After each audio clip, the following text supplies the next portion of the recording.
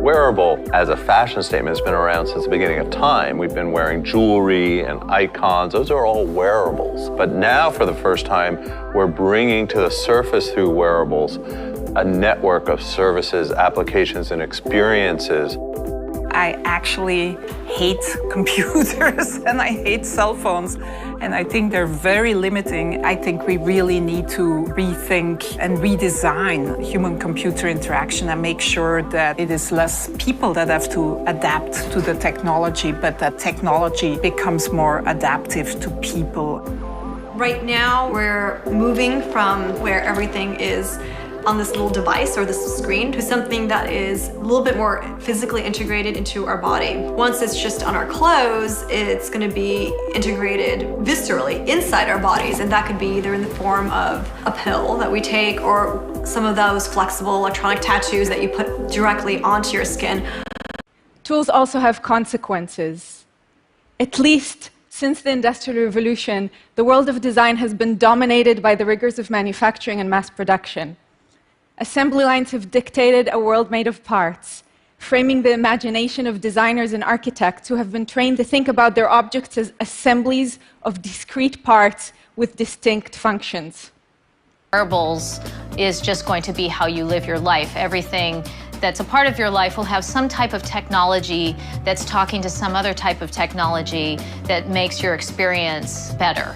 So whether our clothing is embedded with those sensors, whether our skin in our body is embedded with those sensors, those are going to be as integral as the displays that communicate to us the information. So it will really be that combination that will create the kind of wearable experience that will augment our everyday experience. And imagine saying goodbye to waiting rooms.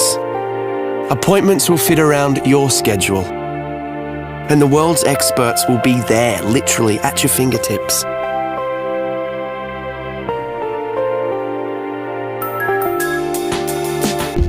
When you get biology and technology together, you can really start mending stuff that was not possible before. These limbs, they are mind-controlled.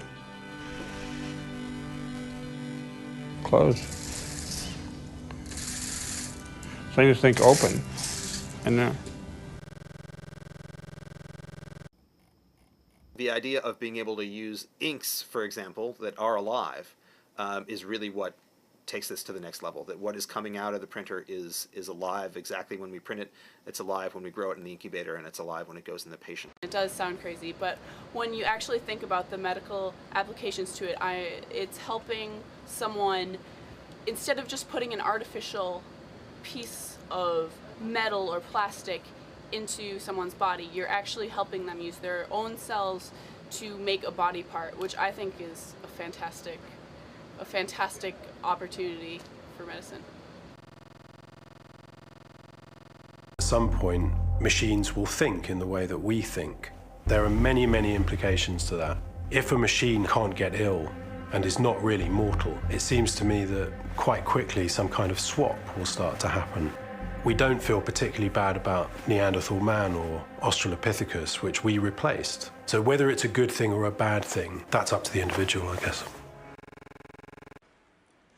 If the final frontier of design is to breathe life into the products and the buildings around us, to form a true material ecology, then designers must unite these two worldviews. Which brings us back, of course, to the beginning.